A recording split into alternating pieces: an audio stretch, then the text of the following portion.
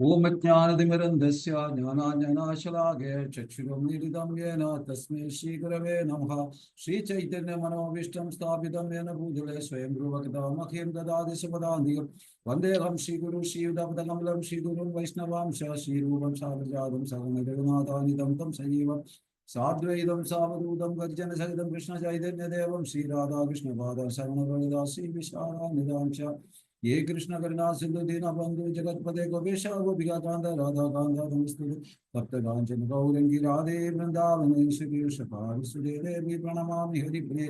जय दाम सरदोपंगेर मोदेर गति मत्सर्व सपादाम जो राधा मदन मोहन दिव्यात वृंदावन अकल्पतरु मुदा श्रीमद रत्नागार सिंहासनस्तु श्रीमद राधा शिव गोविंद देव प्रष्टालवि सेव्यमान स्मरामि श्रीमान रासर श्रवं शिवड़ तड़सिद कर्षार्वेण मुर्सवेद गोविंद गोविंद नाद श्रीस्तुनाथ तप्तकांचन गौरंगी राधे वृंदावनेश्वरी शवामि सुदेवी प्रणमामि हरिप्रिये. नमो महावदन्याय कृष्ण प्रेम उदाय कृष्ण कृष्ण चैतन्य नाम दे गोदिश नमो नमो ब्राह्मण्य देवाय गो ब्राह्मणाय जगदाय कृष्णाय गोविंदाय नमो नमः. नित्यानंदमहं नमामि सर्वानंदकरं परम हरिनामप्रदं देवम् अवधूत शिरोमणि पंचतत्त्वात्मकं कृष्णं भक्तरूपं भक्तावतारं भक्ताख्यं नमामि भक्तशाक्ति. कृष्णाय वासुदेवाय देवकी नंदनाय च नन्दगोपकुमाराय गोविंदाय नमो नमः. नमो पंकजनाभाय नमो पंकजमालिने नमो पंकजनेत्राय नमस्ते पंकजाङ्घ्रे. ईश्वर परमकृष्ण सच्चिदानंद विग्रह अनादिरादिर गोविंद सर्वकारण कारण. जय श्री कृष्ण चैतन्य प्रभु नित्यानंद श्री अद्वैत गदाधर शिवशादि गौरभक्तवृंद. हरे कृष्ण कृष्ण कृष्ण हरे हरे हरे राम राम राम हरे हरे हरे कृष्ण कृष्ण कृष्ण हरे हरे हरे राम राम राम हरे हरे हरे कृष्ण कृष्ण कृष्ण हरे हरे हरे राम राम राम हरे हरे हरे कृष्ण कृष्ण कृष्ण हरे हरे हरे राम राम राम हरे हरे.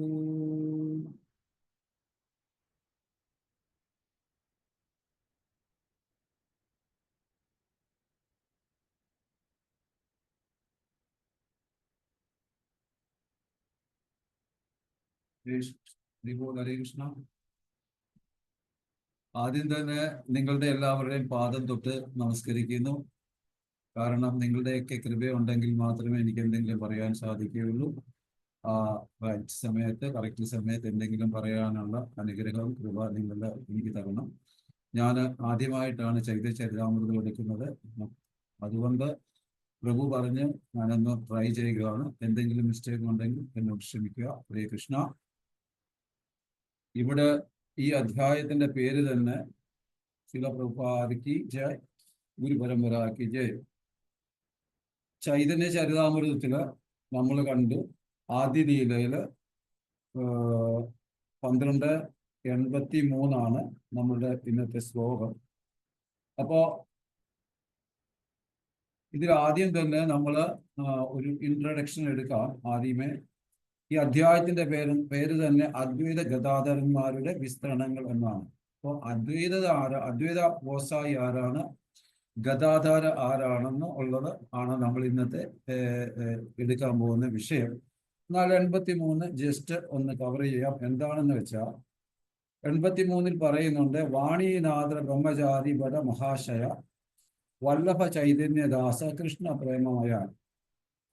അതായത് ഇതിൽ പറയുന്നു, വിവർത്തനത്തിൽ 13ാമത്തെ ശാഖ വാണീനാഥ് ബ്രഹ്മചാരി ആയിരുന്നു, 14ാമത്തേത് വല്ലഭ ചൈതന്യദാസും. ഈ മഹാശയന്മാർ രണ്ടുപേരും സദാ കൃഷ്ണ പ്രേമം നിറഞ്ഞവരായിരുന്നു. ഇതില് ഭഗവാൻ ചൈതന്യന്റെ കൂടെ വന്നിട്ടുള്ള പാർശ്വരെ പറ്റിയാണ് പറയുന്നത്. അതെന്താന്ന് വെച്ചാൽ ആദ്യം തന്നെ ഇതെന്താണ് ഉണ്ടാകാൻ കാരണമെന്ന് പറഞ്ഞാൽ, ഇപ്പൊ ഉദാഹരണം പറയുകയാണെങ്കിൽ നരേന്ദ്രമോദി അല്ലെങ്കിൽ ബൈഡൻ അല്ലെങ്കിൽ ട്രംപ് ഒക്കെ ഏതെങ്കിലും രാജ്യത്ത് പോവുകയാണെങ്കിൽ ആദ്യം തന്നെ അവരുടെ സെക്യൂരിറ്റി അതുപോലുള്ള അവരുടെ അഡ്മിനിസ്ട്രേഷൻ ഓഫീസർമാർ ആ രാജ്യത്ത് എല്ലാം പോയി നോക്കിക്കണ്ട് ഓക്കെ ആയെങ്കിൽ മാത്രമേ അവർ ബൈലാറ്ററൽ റിലേഷനിൽ അവർ പോവുകയുള്ളൂ. അപ്രകാരം ഭഗവാൻ ശ്രീകൃഷ്ണന്റെ പാർശ്വരൻ, അവരുടെ സഹപാഠികൾ, സന്തത സഹചാരികൾ എല്ലാം ആദ്യം തന്നെ വന്ന് ആ ഗ്രൗണ്ട് വർക്ക് എല്ലാം ചെയ്ത് ക്ലിയർ ആക്കി കഴിഞ്ഞതിന് ശേഷമാണ് അദ്വൈത ഗോസായി ചൈതന്യ മഹാപ്രഭുവിനെ വിളിച്ചു വരുത്തുന്നത്. പിന്നീടാണ് മഹാപ്രഭു അദ്ദേഹത്തിന്റെ സങ്കീർത്തന പ്രസ്ഥാനം തുടങ്ങുന്നത്. അപ്പൊ അതാണ് ആരെല്ലാം എന്തെല്ലാം വന്നു, എങ്ങനെ വന്നു, എവിടെ വന്നു എന്നൊക്കെ പറയുന്നത്. ഉദാഹരണം പറയുകയാണെങ്കിൽ നാരദമുനി വളരെ വിഷമത്തിലായിരുന്നു. കലിയുഗത്തിന്റെ ആരംഭത്തില് ദ്വാപരയുഗത്തിന്റെ അവസാനത്തിൽ കൃഷ്ണൻ പോകുമല്ലോ, അതിനുള്ള ലക്ഷണങ്ങളൊക്കെ കാണിക്കാൻ തുടങ്ങി. അപ്പൊ എങ്ങനെയാണ് കലിയുഗത്തിലെ ജീവാത്മാക്കളുടെ അവസ്ഥയെപ്പറ്റി അദ്ദേഹത്തിന് വളരെയധികം വ്യാകുലനായിരുന്നു. അപ്രകാരം അദ്ദേഹം നേരെ വളരെ വിഷമത്തോടു കൂടി ഭഗവാനോട് പറയുകയും ഭഗവാൻ പറഞ്ഞു, നീ നേരെ ഗോലോക വൃന്ദാവനത്തിൽ പോയിട്ട് ഗൗരംഗനെ ചെന്ന് കാണാൻ. അതിനു മുമ്പായിട്ട് ഭഗവാനെ കാണാനായിട്ട് പോയ സമയത്ത് രുക്മിണി മാത ഭഗവാനെ കാത്തിരിക്കുകയും ഭഗവാൻ വരുന്നുണ്ടെന്ന് അറിഞ്ഞ് വളരെയധികം വീടുകളെല്ലാം വൃത്തിയാക്കി കഴുകി കൊടിതോരണങ്ങളെല്ലാം ഇട്ട് വാഴക്കുലയെല്ലാം കെട്ടി കരിക്കൊക്കെ വെച്ച് ആഘോഷിച്ച് വളരെ കുട്ടികളെയെല്ലാം കുളിപ്പിച്ച് നല്ല ഡ്രസ്സൊക്കെ ഇടിയിപ്പിച്ച് ഇങ്ങനെ റെഡി ആയിരുന്ന ആരതിയൊക്കെ കൊടുത്ത് ഭഗവാനെ സ്വീകരിച്ച് വളരെ സന്തോഷവതിയായിട്ട് സ്വീകരിച്ച് അന്തപുരത്തിലോട്ട് കയറി കഴിഞ്ഞപ്പോൾ രുക്മിണി മാത ഭയങ്കര സങ്കടത്തിലായി കണ്ടു. അപ്പോൾ ഭഗവാൻ ചോദിച്ചു, എന്താ ദേവി നീ സന്തോഷവും ദുഃഖവുമായിരിക്കുന്നത്? വേലക്കാരികൾ നിന്നോട് എതിരുവല്ലം പറഞ്ഞോ? മക്കൾ പറഞ്ഞാൽ കേൾക്കാതെ വരുന്നുണ്ടോ? അതുപോലെ എന്തെങ്കിലും നിനക്ക് നിന്റേതായ പ്രശ്നങ്ങളുണ്ടോ എന്ന് അത് ചോദിച്ചു. അപ്പോ രുക്മിണി മാത പറയുന്നു, അതൊന്നുമല്ല, ഒരു കാര്യം അത് രാധാറാണിക്കറിയാം, അങ്ങയ്ക്കറിയില്ല. പക്ഷേ അങ്ങ് എന്നെ വിട്ടുപോകില്ല എന്നുള്ള ഒരു ഉറപ്പ് തരണം. അങ്ങനെ ഇങ്ങനെ സംസാരിച്ചുകൊണ്ടിരിക്കുന്ന സമയത്താണ് ഉറപ്പ് കൊടുത്ത ആ വല്ലാത്ത ഒരു സിറ്റുവേഷനിൽ നാരദമുനി ജനലിൽ കൂടെ ഭഗവാൻ നാരദമുനിയെ കാണുവാണ്.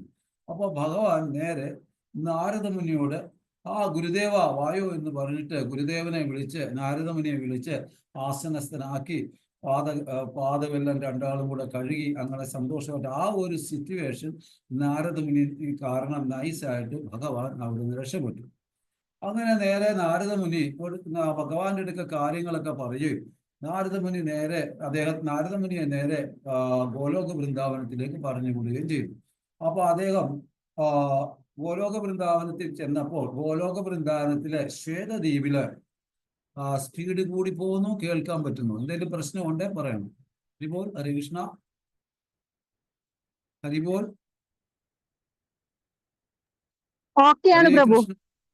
ഓക്കെ, കേൾക്കാമല്ലോ. അപ്പൊ ശ്വേതദ്വീപില് ഗോലോക വൃന്ദാവനത്തിലെ ശ്വേതദ്വീപില് നാരദമുനി കാണുന്നത് ഗൗരംഗനും ഗോപബാലന്മാരും ഗോപികകളും എല്ലാം കൂടെ കുളിക്കുന്നതാണ്, ഗൗരംഗനെ കുളിപ്പിക്കുന്നതാണ് കാണും. അപ്പൊ അവിടെ ഗൗരംഗന്റെ അടുക്ക് ചൈതന്യ മഹാപ്രഭു പറഞ്ഞു, നാരദമുനി പറഞ്ഞു, ഇങ്ങനെ ഒരു സംഭവം ഉണ്ടല്ലോ, അങ്ങ് പോയി കഴിഞ്ഞാൽ കലിയുഗത്തിലെ ജീവാത്മാക്കളുടെ അവസ്ഥയെ കുറിച്ച് എനിക്ക് വളരെ വേദനയുണ്ട് എന്ന് അരുളി ചെയ്തപ്പോ ഭഗവാൻ പറഞ്ഞു, വിഷമിക്കേണ്ട ഭാരത, ഞാൻ ഗൗരംഗനായിട്ട് വരുന്നുണ്ട്.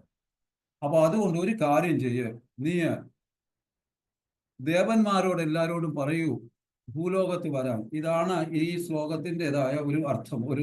കാരണം അതുപോലെ മറ്റ് ഗ്രഹങ്ങളിൽ പോയി മറ്റുള്ളവരോടും പറയുക. നേരെ ബ്രഹ്മാവ് നാമാചാര്യ ഹരിദാസ് താക്കൂറായിട്ട് ബ്രഹ്മദേവൻ വരുന്നുണ്ട്. അങ്ങനെ വരാനുണ്ടായ ഒരു കാരണം ബ്രഹ്മ വിമോഹന ലീലയില് അറിയാമല്ലോ, ഞാൻ അതിലോട്ട് പോകുന്നില്ല. അപ്പൊ അതില് ചെറിയൊരു പശ്ചാത്താപമൊക്കെ ഉണ്ട്. അപ്പോൾ ഈ അവഹേളനയും നിന്നയൊക്കെ വരുമ്പോൾ അഹങ്കാരം ഒരല്പം കുറയാനൂടെയുള്ള ഒരു രീതിക്ക് ആയതുകൊണ്ടാണ് ആ മ്ലേച്ഛനായിട്ടുള്ള ഒരു ഫാമിലിയിലേക്ക് അദ്ദേഹത്തിന് ജന്മം എടുക്കേണ്ടതായിട്ട് വന്നത്.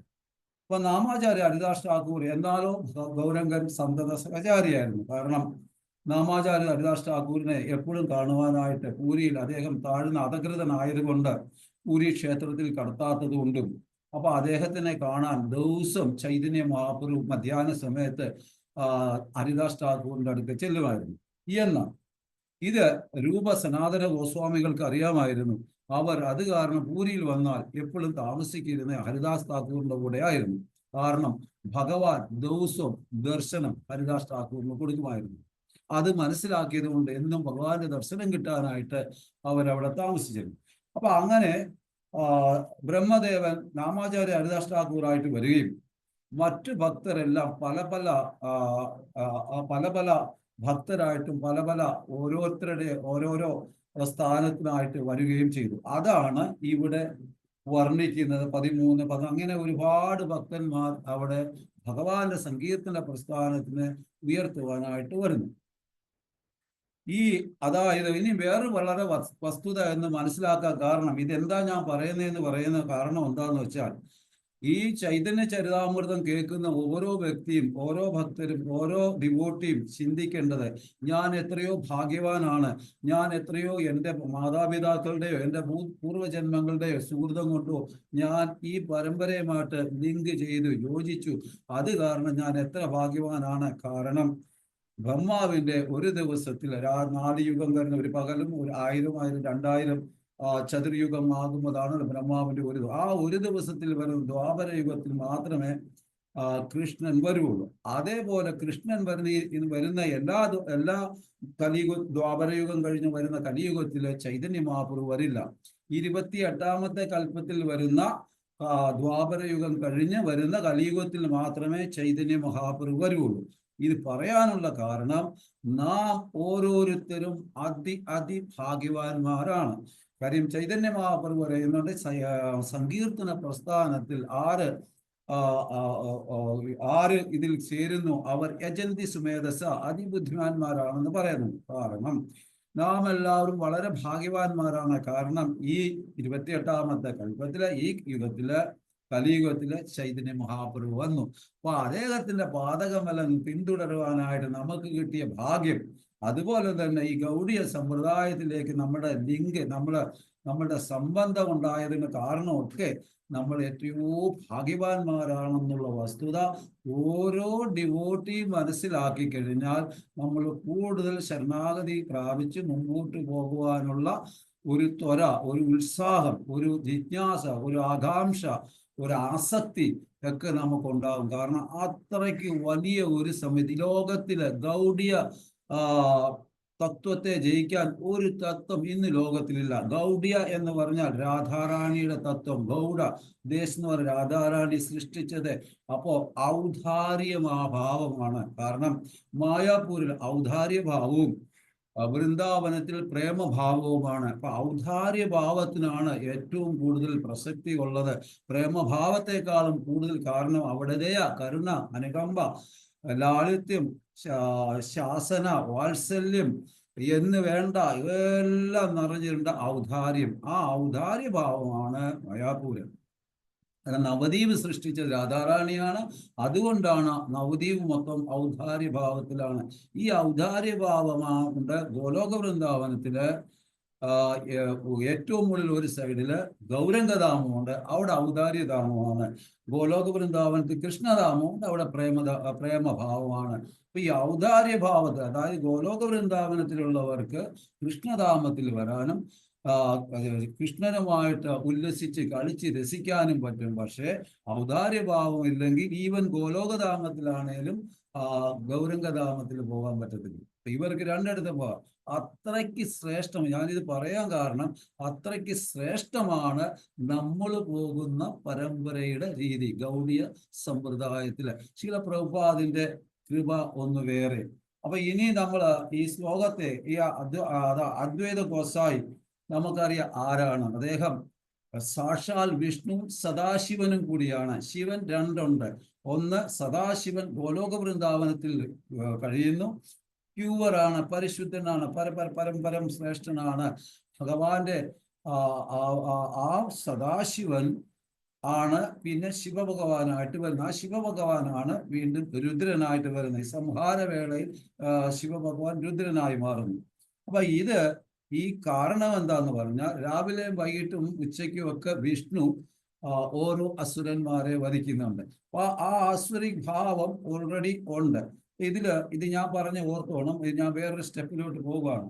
നാം ഓരോരുത്തരും വിചാരിക്കുന്നുണ്ട്, എല്ലാവരും പ്രീച്ചർമാരെല്ലാം പറയും 64 ഗുണം ഭഗവാന് ഉണ്ട്, ആ 4 ഗുണം ആർക്കും കൊടുത്തിട്ടില്ല എന്ന്. എന്നാൽ 64 ഗുണവും, അതായത് രൂപമാതിരി, വേണുമാതിരി, നീലമാതിരി, പ്രേമമാതിരി, ഈ 4 ഗുണം ആർക്കും കൊടുത്തില്ല. ഇത് ഭഗവാന്റെ സ്വന്തമാണെന്ന് എല്ലാ പ്രീച്ചേഴ്സും പറയുന്നുണ്ട്. ഓക്കെ, ശരി തന്നെ. എന്നാൽ 64 ഗുണവും പൂർണ്ണമായിട്ടുള്ള ഒരാളുണ്ട്, അതാണ് ബലരാംജി. പക്ഷെ വ്യത്യാസം എന്താന്ന് വെച്ചാൽ ഭാവം. ഈ ഭാവം എന്തെന്ന് വെച്ചാൽ ഒരാള് സേവ ആസ്വദിക്കുന്നവനും ഒരാള് സേവ ചെയ്യുന്നവനും, ഈ ഒരു വ്യത്യാസം മാത്രമേ ഉള്ളൂ. കാരണം നിത്യാനന്ദ പ്രഭുവിനെ നമ്മളെ കാണിച്ചു തരുവാണ് എങ്ങനെ ഭഗവാനെ സേവ ചെയ്യണം. ചൈതന്യ മംഗളത്തിൽ പറയുന്നുണ്ട്, ഭഗവാന്റെ പൂണൂല് നിത്യാനന്ദ പ്രഭു, ഭഗവാന്റെ ഇരിപ്പിടം നിത്യാനന്ദ പ്രഭു, ഭഗവാന്റെ മെത്ത നിത്യാനന്ദ പ്രഭു, ഭഗവാന്റെ വെഞ്ചാമരം നിത്യാനന്ദ പ്രഭു, ഭഗവാൻ ഉപയോഗിക്കുന്ന തലയണ ബലരാമ, അതുപോലെ ഭഗവാന്റെ എന്ത് സാധനങ്ങൾ ഉപയോഗിക്കുന്ന വസ്ത്രം എന്ന് വേണ്ട സർവ്വതും ബലരാമ. അപ്പൊ സേവാഭാവത്തിൽ എങ്ങനെ ഒരു വ്യക്തി ഭഗവത് സേവ ചെയ്യണമെന്ന് കാട്ടിത്തരുന്നതാണ് നിത്യാനന്ദ പ്രഭുക്കൾ. അപ്പൊ 64 ക്വാളിറ്റി പൂർണ്ണമുണ്ട്. ഇനി എന്താണ് എന്ന് വെച്ച് കഴിഞ്ഞാൽ, ഒരിക്കല് ശ്രീകൃഷ്ണൻ പറയാറുണ്ട്, ശ്രീകൃഷ്ണൻ പറഞ്ഞു, എനിക്ക് വസുദേവ കൃഷ്ണനേക്കാളും ഇഷ്ടം നന്ദഗോപ കൃഷ്ണനെ ആണെന്ന്. കാരണം നന്ദഗോപകൃഷ്ണൻ ഒന്നും ചെയ്യില്ല. അപ്പൊ നമ്മൾ ചോദിക്കും, രാവിലെയും വൈകിട്ടും ഉച്ചയ്ക്കും ഓരോ അസുരന്മാരെ വധിക്കുന്നു, അതാരാണ്? ഒരു ക്വസ്റ്റ്യൻ ചോദിക്കും. അപ്പൊ ആചാര്യന്മാരെ ടീക്ക എന്ന് പറയുന്ന അവര് പറയുന്നുണ്ട്, ശരിക്കും യശോദമായി കൃഷ്ണനെ പ്രസവിച്ചു, ദേവകി മാതായും കൃഷ്ണനെ പ്രസവിച്ചു. ഇവിടെ നന്ദഗോപര് കൃഷ്ണനെയും കൊണ്ട് വൃന്ദാവനത്തിലോട്ട് പോകുന്നു. എന്നാൽ യോഗമായ ആ കവർ ചെയ്തേക്കോ, പറുതയിട്ടേക്കുവാണ്, കൃഷ്ണനെ കാണാൻ പറ്റിയില്ല ആർക്ക്? വസുദേവൻ. അപ്പൊ വസുദേവര് കൃഷ്ണനെ അവിടെ ഇട്ടപ്പോ യശോദ കൃഷ്ണനും ദേവകി കൃഷ്ണനും അല്ലെങ്കിൽ നന്ദഗോപ കൃഷ്ണനും വസുദേവ കൃഷ്ണനും കൂടെ ഒന്നിച്ചു. ഈ ഒന്നിച്ചു കഴിയുമ്പോൾ എന്തെങ്കിലുമൊക്കെ അസുരന്മാരെ വധിക്കാനാവുമ്പോൾ കൃഷ്ണൻ നേരെ വസുദേവ കൃഷ്ണന് സെപ്പറേറ്റ് ആകും. അത് വിഷ്ണു രൂപത്തിൽ വന്നു. ഒന്നെങ്കിൽ മധുര കൃഷ്ണനായിട്ടോ അല്ലെങ്കിൽ ദ്വാരക കൃഷ്ണനായിട്ടാണ് വധിക്കുന്നത്. നന്ദഗോപകൃഷ്ണൻ ഒരാളെ ഒന്നും ചെയ്യില്ല. അദ്ദേഹത്തിന്റെ ജോലി എന്ന് പറഞ്ഞാൽ കളിക്കുക, രസിക്കുക, ഭക്തരുടെ ഹൃദയം കവരുക, വസ്ത്രങ്ങൾ കവരുക, വെള്ളം മോഷ്ടിക്കുക, കുണ്ടാമണ്ടിത്തരങ്ങൾ കാണിക്കുക, ഗോപന്മാരുമായിട്ട് കളിക്കുക, ഗോപസ്ത്രീകള് ഉദിച്ചാൽ അവരെ മക്കാറാക്കുക, ഇമാതിരി പരിപാടിയും ചെയ്ത് ഓടക്കിൽ ഓതി ഗോക്കളെ നയിച്ച് എന്തെല്ലാം കുണ്ടാമണ്ടിത്തരങ്ങൾ കാണിക്കുക, ഇതെല്ലാം കാണിച്ച് രസിച്ച് ഉല്ലസിച്ച് ആർത്ത് സന്തോഷിച്ച് നടക്കുക എന്നുള്ളൊരു ജോലി മാത്രമേ നന്ദഗോപകൃഷ്ണനുള്ളൂ. അതുപോലെ നന്ദഗോപകൃഷ്ണന്റെ സൗന്ദര്യവും ഭയങ്കരമാണ്. ഒരിക്കല് വിഷ്ണു തന്നെ പറയുന്നുണ്ട്, നന്ദഗോപകൃഷ്ണനെ കാണാൻ വേണ്ടിയാണ് ഗുരുവിന്റെ കുട്ടികളെ കൊണ്ടുപോയെന്നൊക്കെ. അപ്പൊ അതിലോട്ട് ഞാൻ പോകുന്നില്ല. അപ്പൊ ഇങ്ങനെ വരുന്ന ആ ഒരു സന്ദർഭമാണ് ഇവിടെ നിത്യാനന്ദ പ്രഭു. അതിലുപരി ഞാൻ എന്താ ഇത് പറയാൻ കാരണമെന്ന് പറഞ്ഞാൽ, നാം ഓരോരുത്തരും പോകുന്ന വഴിയിൽ പഞ്ചതത്വ നമുക്ക് വളരെ പ്രാധാന്യം അറിയിക്കുന്ന ഒരു സംവിധാനമാണ്. കാരണം ഞാൻ അനലൈസ് ചെയ്തിട്ടുള്ള, നിങ്ങൾ ഓരോരുത്തരും അനലൈസ് ചെയ്തുകൊള്ളൂ. ഹരേ രാമ ഹരേ രാമ രാമ രാമ ഹരേ ഹരേ, ഹരേ കൃഷ്ണ കൃഷ്ണ കൃഷ്ണ ഹരേ ഹരേ എന്ന രീതിയിലാണ് പണ്ട് മുതലേ നാമം ജപിക്കുന്നത്. ചൈതന്യ മഹാപ്രഭുവാണല്ലോ ഹരേ കൃഷ്ണ കൃഷ്ണ കൃഷ്ണ ഹരേ ഹരേ, ഹരേ രാമ രാമ രാമ ഹരേ ഹരേ എന്ന് കൊണ്ടുവന്നത്. എന്നാൽ ഈ പഞ്ചതത്വാക്കളുടെ ഒരൊറ്റ കൃപ കൊണ്ട് മാത്രമാണ് ഒരു 6 മാസം പഞ്ചതത്വ മഹാമന്ത്രം പറഞ്ഞ് ഹരിനാമം ജപിക്കുന്ന ഭക്തനും ഒരു 6 വർഷം ഹരേ രാമ പറഞ്ഞ് ചൊല്ലി ഹരിനാമം ജപിക്കുന്ന ഭക്തരും തമ്മിലുള്ള വ്യത്യാസം ഇന്ന് തൊട്ട് നിങ്ങളൊന്ന് അനലൈസ് ചെയ്ത് നോക്കുക. കാരണം അവര് പഞ്ചതത്വ മഹാമന്ത്രം പറഞ്ഞ് ഹരിനാമം ജപിക്കുന്ന വ്യക്തി വളരെ ഫാസ്റ്റായിട്ട് മുമ്പോട്ട് പോകുന്ന കാണാം ഭക്തിമാർഗം. എന്താണെന്ന് വെച്ചാൽ അത് പഞ്ചതത്വാക്കളുടെ കൃപയാണ്. പഞ്ചതത്വാത്മകം കൃഷ്ണം ഭക്തരൂപ സ്വരൂപം ഭക്താവതാരം ഭക്താക്കിം നമാമി ഭക്തശാക്തികം. അതായത് ഭഗവാൻ 5ആയിട്ട് വിസ്തരിച്ച് വ്യത്യസ്ത ഭാവത്തിൽ. അതൊന്നാണ് ചൈതന്യ മഹാപ്രഭു. ചൈതന്യ മഹാപ്രഭു എങ്ങനെ വന്നതെന്ന് വെച്ചാൽ ഇടത്ത് സൈഡിൽ നിന്നാണ് ഭഗവാൻ ശ്രീകൃഷ്ണന്റെ ഇടത്ത് സൈഡിൽ നിന്നാണ് രാധാറാണി വരുന്നത്. അപ്പോൾ വലത് സൈഡിൽ കൃഷ്ണൻ, ഈ ഇടത് സൈഡിലും വലത് സൈഡിലുമുള്ള കൃഷ്ണൻ നടുക്ക് ഗൗരംഗനും വന്ന് ഒന്നിക്കുന്നു. ഗൗരവർണ്ണം തുഷ ആ കൃഷ്ണൻ, അതായത് അകത്ത് കൃഷ്ണനാണ്. കൃഷ്ണൻ ഒരിക്കലും മാറാൻ പറ്റില്ല. അകത്ത് ഗൗരവർണ്ണം തുഷ ആ കൃഷ്ണൻ, അകത്ത് കൃഷ്ണൻ. വെളിയിലെ ഗൗരവന്റെ സ്വഭാവം അദ്ദേഹത്തിന്റെ ചൈതന്യ രാധാറാണിയുടെ മനസ്സ്, രാധാറാണിയുടെ സ്വഭാവം, ശരീരം, ആകൃതി, ഗോൾഡൻ കളറ്, അംഗങ്ങൾ. അപ്പൊ ഗൗര എന്ന വാക്കിന്റെ അർത്ഥം തന്നെ ഗൗ എന്നാൽ ഗോവിന്ദൻ, റാ എന്നാൽ രാധിക, ഗൗരംഗ എന്നാൽ രാധാറാണിയുടെ അംഗം എന്നാണ് പറയുന്നത്. അതായത് വ്യാസദേവൻ പറയുന്നുണ്ട്, ഓം ഓംകാര മധുസൂദനോ ദ്വയ വിഗ്രഹ സംയോഗാ രാമനാമ ഇതിക്കിലെ എന്ന് വെച്ചാൽ ഈ ചൈതന്യ മഹാപ്രഭു രാധാകൃഷ്ണയുടെ ഒരു സംയോജനമാണ്, ഒന്നാണ്. അപ്പൊ ആ രാധാകൃഷ്ണൻ ഒന്നായിട്ട് വന്നിട്ടുള്ള ചൈതന്യ മഹാപ്രഭു, അതുപോലെ നിത്യാനന്ദ പ്രഭു. ആ നിത്യാനന്ദ പ്രഭു എന്ന് പറയുന്ന സാക്ഷാൽ ബലരാം. ഈ 64 ക്വാളിറ്റി പൂർണ്ണമായിട്ടുള്ള ബലരാം അദ്ദേഹം സേവ ചെയ്യാനായിട്ട് വരുന്നു. നമ്മൾക്കെയും ഭഗവാനെ സേവ ചെയ്യാൻ വരുന്നു. തന്നെയല്ല, പതിതാത്മാക്കളെ എല്ലാം ഈ ഭൗതിക ലോകത്ത് നിന്ന് കരകയറ്റുവാൻ മെർസിയുള്ള ഏറ്റവും ദയാലുവായ കരുണാവാരിതനായ ആളാണ് നിത്യാനന്ദ പ്രഭു. ജഗായ് മതായി വരെയുള്ള മഹാഭാവികൾ, ജഗായ് മതായി ഹിരണ്യകശിവും ഹിരണ്യാക്ഷനുമാണ്. അപ്പൊ ചൈതന്യ ലീല ജഗായ് മതായിട്ട് വന്നു എന്നേ ഉള്ളൂ. അപ്പൊ അത്രയും വലിയ ഒരു പാപം ചെയ്തിട്ടുള്ള വ്യക്തികൾക്ക് വരെ മുക്തി കൊടുക്കുവാൻ, അവരെ തന്നെ ഭക്തിമാർഗത്തെ കൊണ്ടുവരാൻ, അവർക്ക് അവരുടെ പാപങ്ങളെല്ലാം സ്വീകരിക്കാൻ പ്രാപ്തനായ നിത്യാനന്ദ പ്രഭു.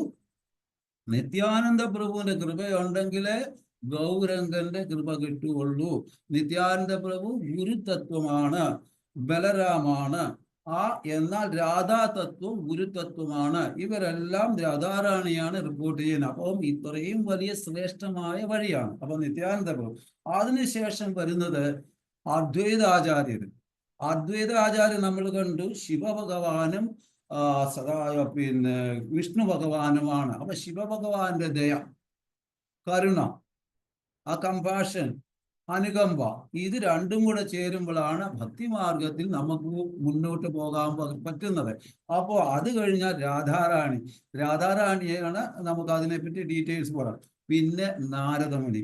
ഈ നാരദമുനി തൊട്ടിട്ടുള്ള ഒരാളും തന്നെ മോശമായിട്ടില്ല. പ്രഹ്ലാദ് മഹാരാജന് നാരദമുനിയായിരുന്നു ഗുരു. പിന്നെ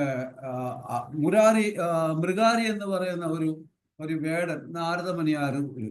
രത്നാകരൻ നാരദമുനിയായിരുന്നു. ധ്രുവ മഹാരാജ് നാരദമുനിയായിരുന്നു ഗുരു. അപ്പൊ ഇവരെല്ലാരും നാരദമുനി ആരെ സ്വീകരിച്ചിട്ടുണ്ടോ അവരെല്ലാവരും രക്ഷപ്പെട്ടിട്ടേ ഉള്ളൂ. അതാണ് നാരദമുനി. അതായത് നമ്മൾ മായാപൂരിലെ പഞ്ചതത്വങ്ങളുടെ വിഗ്രഹം ഒന്ന് ശ്രദ്ധിക്കും, മനസ്സിലൊന്ന് ഇമാജിൻ ചെയ്യുക. മായാപൂരിൽ, അതായത് ചൈതന്യ മഹാപുരു 2 കൈ മുക്തി എല്ലാവരും കെട്ടിപ്പിടിക്കാനായിട്ട് വരുന്നു. നിത്യാനന്ദ പ്രഭു കൈ കാണിക്കുന്നു, ചൈതന്യ മഹാപുരുടെ പാദത്തിൽ ശരണം പ്രാപിച്ചുള്ളൂ.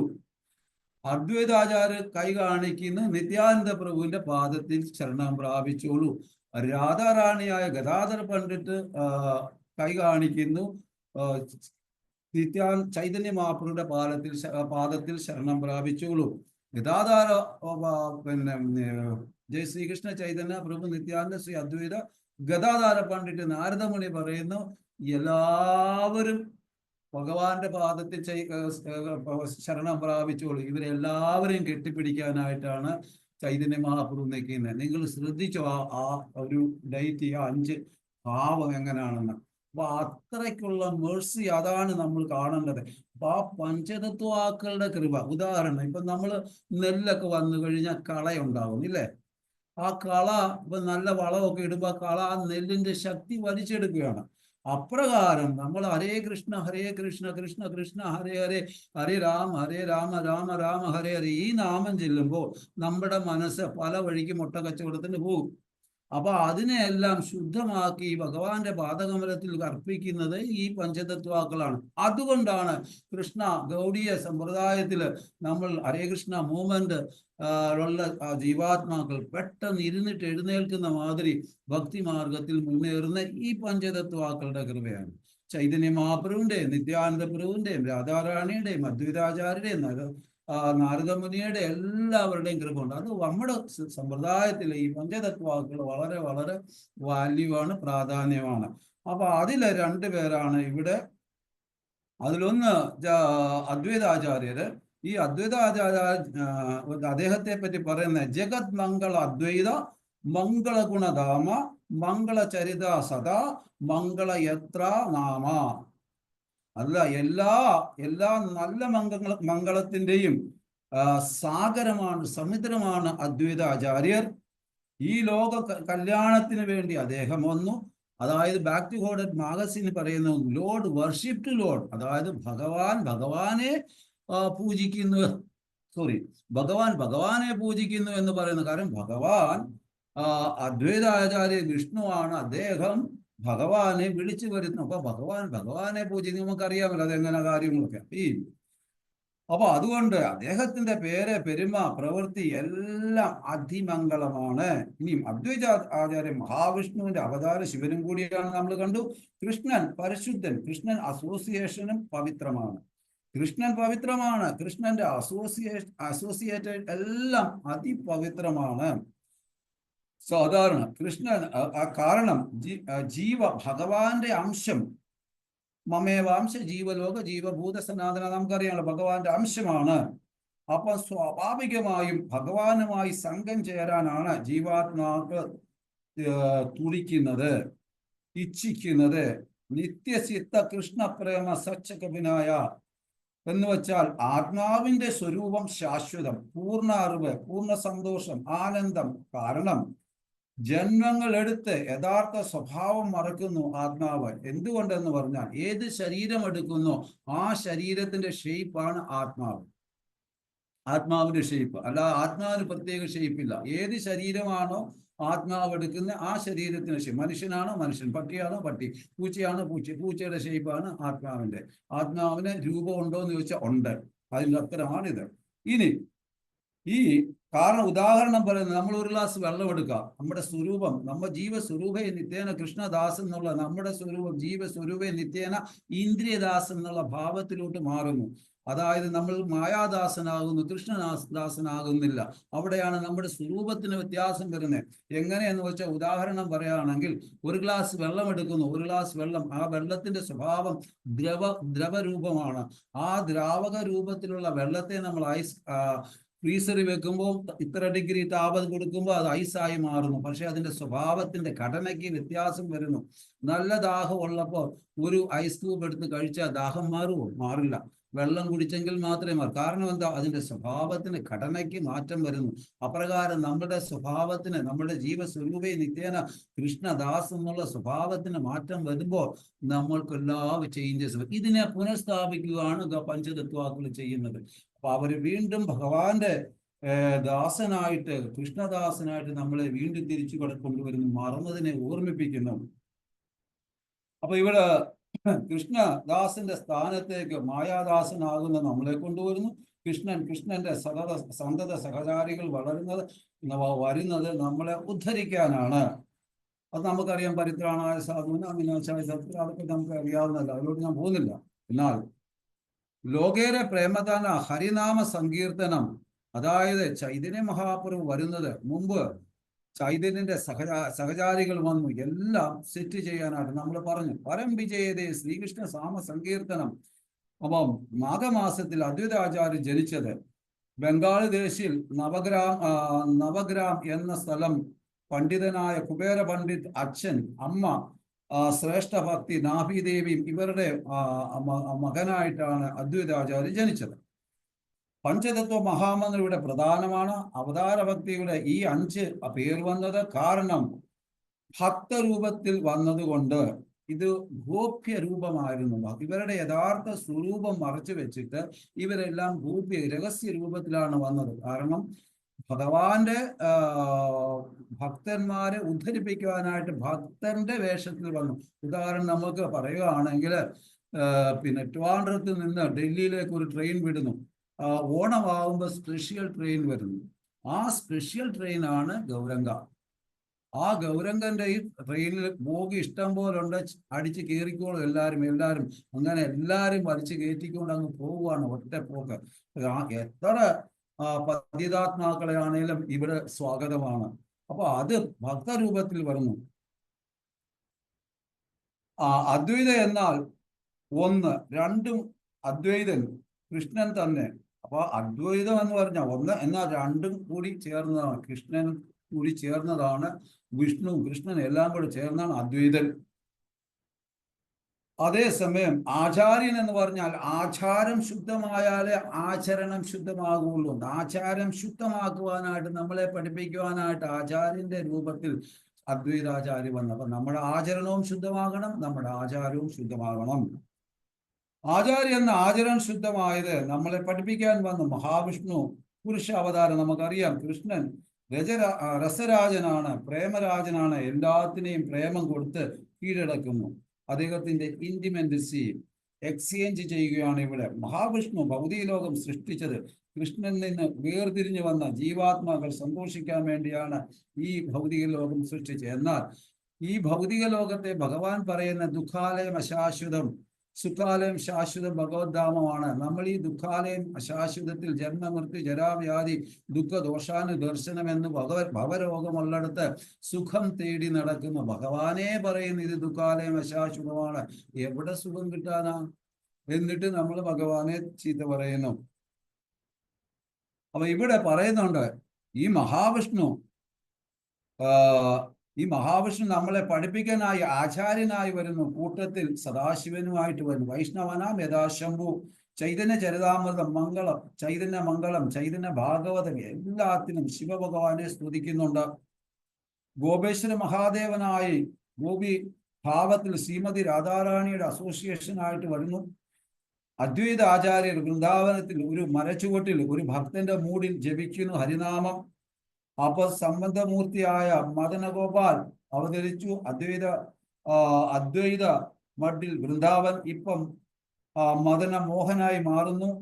ഈ കൃഷ്ണന്റെ ഹൃദയം കവരുന്നു, മദനമോഹൻ ഹൃദയം കൊടുക്കുന്നു. ഇവിടെയാണ് സ്വരൂപ ദാമോദർ പക്ക ബ്രജവാസിയാണ്. അപ്പൊ നാരദമുനിയും സ്വരൂപ ദാമോദരും കൂടെ ചെറിയ ഒരു സംഭാഷണം നമ്മൾ ചൈതന്യലീല പഠിക്കുമ്പോൾ ഉണ്ടാകുന്നുണ്ട്. അപ്പൊ നാരദമുനിയോട് സ്വരൂപ ദാമോദർ പറഞ്ഞിട്ടുണ്ട്, നാരദ നിന്റെ വേഷം കെട്ട് ഇങ്ങോട്ട് വേണ്ട എന്ന് പറയുന്നുണ്ട്. അപ്പൊ അത് വേറൊരു ഇതാണ്. മഹാവിഷ്ണു ജഗത്കർത്ത മയയാ യഹ ശ്രീജാതായ അതഹ തസ്യ അവതാര ഏവായം അദ്വൈത ആചാര്യ ഈശ്വര. അപ്പൊ അദ്ദേഹം ആചാര്യനായിട്ട് തന്നെ വന്നു, എന്നാൽ അദ്ദേഹം ഈശ്വരനാണ്. ഇനി നമ്മൾ അദ്വൈത ആചാര്യയുടെ ഗുരു മാധവേന്ദ്രപുരിയാണ്. 125 വയസ്സ് വരെ ജീവിച്ചു. ജയ ജയ അദ്വൈത ഈശ്വര അവതാര കൃഷ്ണ അവതാരി കൈലെ ജഗത് നിസ്താര എന്ന് പറയുന്നുണ്ട്. ഇനി വളരെ പ്രധാനപ്പെട്ട ഒരു കാര്യമാണ് ഇനി പറയുന്നത് ഗദാധാര പണ്ഡിറ്റ്. ഇപ്പൊ നമ്മൾ അദ്വൈതാചാര്യരെ നിങ്ങൾ പല ക്ലാസ് കണ്ടിട്ട് കേട്ടിട്ട് ഇതുവരെ വന്ന സ്ഥിതിക്ക് ഇനി ഗദാധര പണ്ഡിറ്റിനെ പറ്റി പറഞ്ഞ അദ്വൈത ഗദാധര വിസ്തരണത്തെ പറ്റി പറയുമ്പോൾ ഗദാധര പണ്ഡിറ്റ് നമുക്കറിയാം അത് രാധാറാണിയാണെന്നറിയാം. ഇവിടെ സച്ചിമാത പറയുന്നുണ്ട്, ഗദാധാര നീ എല്ലായ്പ്പോഴും നിമായുടെ കൂടെ ഉണ്ടാകണം. കാരണം എനിക്ക് സമാധാനം ഉണ്ടാകണമെങ്കിൽ. കാരണം ഗദാധാരൻ വളരെ ശ്രദ്ധയോടുകൂടിയാണ് ചൈതന്യ മഹാപ്രഭുവിനെ സേവ ചെയ്തുകൊണ്ടിരുന്നത്. കാര്യം ചൈതന്യ മഹാപ്രഭു ആരാണ്? കൃഷ്ണനാണ്. ഗദാധരൻ ആരാണ്? രാധാറാണിയാണ്. ഒരു നിമിഷം പോലും ഇവർക്ക് രണ്ടുപേർക്കും പരസ്പരം കാണാതിരിക്കാൻ പറ്റില്ല. ഇതാണ് ഇതിന്റെ പുറകിലത്തെ തത്വം. ഇനി ദേവലക്ഷ്മി രൂപ താരസമ കേവലനായി ഗദാധാര പണ്ഡിറ്റ് ഭഗവാന്റെ ആന്തരിക ശക്തിയാണ്. ഒരാളും തുല്യമല്ല. നമുക്കറിയാം ഭഗവാന്റെ ആന്തരിക ശക്തി ആത്മീയ ലോകത്തിന്റെ ഭഗവാൻ ഒരു കാര്യം ചെയ്യണമെങ്കിൽ അതിൻ്റെ എല്ലാം പുറകിൽ ഭഗവാന്റെ ആന്തരിക ശക്തി അല്ലെങ്കിൽ കാതിനി ശക്തി അല്ലെങ്കിൽ ചിത് ശക്തി, ഇതെല്ലാം ആരെയാ പറയുന്നത്? രാധാറാണിയാ പറയുന്നത്. അചിന്ത്യ കുല ഏ ഭാവ മനസ്സിലാക്കാൻ പ്രയാസമാണ്. നാഗ്രാഹ്യം ഇന്ദ്രിയെ ആധ്യാത്മികാര്യം നമ്മുടെ ഭൗതിക ബുദ്ധിയിൽ കൂടിയോ ഇന്ദ്രിയങ്ങൾ കൂടിയോ മനസ്സിലാക്കാൻ പ്രയാസമാണ്. ഇപ്രകാരം ഗദാധര പണ്ഡിറ്റ് ഭക്തി വിനോദ ഠാക്കൂർ ഇവരെ മനസ്സിലാക്കാൻ പ്രയാസമാണ്. കാര്യം നമ്മുടെ ആചാര്യന്മാരെയോ ഗദാധാര പണ്ഡിറ്റിനെയോ അദ്വൈത ഗോസായിയെയോ ഒക്കെ മനസ്സിലാക്കാൻ വളരെ പ്രയാസമാണ്. അത് ആധ്യാത്മിക ഗുരുനാഥന്റെ കൃപയും വരിഷ്ഠ ഭക്തരുടെ കൃപയും നമ്മുടെ സാധനയുടെ തീവ്രതയും ഉണ്ടെങ്കിൽ മാത്രമേ ഈ ഗൗഡീയ സമ്പ്രദായം മനസ്സിലാകാൻ സാധിക്കുകയുള്ളൂ. വരിഷ്ഠ ഭക്തരുടെ കൃപയാൽ മനസ്സിലാക്കാൻ യോഗ്യത ഉണ്ടാകും. കവി കർണപൂരി എഴുതിയിരിക്കുന്നുണ്ട്, ശിവാനന്ദ സേനടുക്ക് പറയുന്നുണ്ട്, ശ്രീ രാധാ പ്രേമ രൂപായ പുരാ വൃന്ദാവനേശ്വരി ശ്രീ ശ്രീ ഗദാധാര ഗൗരവല്ലഭ പണ്ഡിത ആഖ്യാഹ. ഗദാധര പണ്ഡിറ്റ് വാസ്തവത്തിൽ ശ്രീമതി രാധാറാണി സ്ത്രീ രൂപത്തിൽ വന്നില്ല. കാരണം ക്വസ്റ്റ്യൻ, എന്തുകൊണ്ട് രാധാറാണി സ്ത്രീ രൂപത്തിൽ വന്നില്ല? സാധാരണ പ്രത്യേകിച്ച് മലയാളികളുടെ പ്രീച്ച് ചെയ്യാൻ വലിയ പ്രയാസമാണ്. ഇങ്ങനെയുള്ള ഉടക്ക് ക്വസ്റ്റ്യൻ ഇവർ ചോദിക്കും. കാരണം കൃഷ്ണന്റെ പാർഷർ ഗൗരലീലയിൽ പുരുഷ രൂപത്തിലാണ് വന്നത്. ഭക്തി വിനോദ് ഠാക്കൂർ പറയുന്നതിന്റെ കാരണം ചൈതന്യ മഹാപ്രഭു സന്യാസ ലീല പ്രകടമാക്കുന്നത് കാരണം സ്ത്രീകളുടെ കൂട്ടുകെട്ട് വേണ്ട എന്ന് വെച്ചത് കൊണ്ടാണ് ഇവരെല്ലാവരും ആ പുരുഷ രൂപത്തിൽ വന്നത്.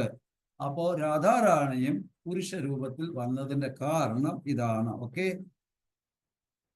ഇനി പ്രേമവിലാസത്തിൽ പറയുന്നു, ഏയ് ഗൗരംഗേര പ്രിയ ഗദാധര ഹൈ ശ്രീ രാധാധാര പ്രകാശമൂർത്തി ഏയ് മഹാശയി. ഗൗരംഗ മഹാപ്രഭുവിന്റെ അത്യന്ത പ്രിയൻ രാധാറാണി കൃഷ്ണന്റെ സാന്നിധ്യം ഇല്ലാതെ ഇരിക്കാൻ പറ്റില്ല. എവിടെ ചൈതന്യ മഹാപ്രഭു ഉണ്ടോ അവിടെ ഗദാധാര പണ്ഡിറ്റും ഉണ്ട്.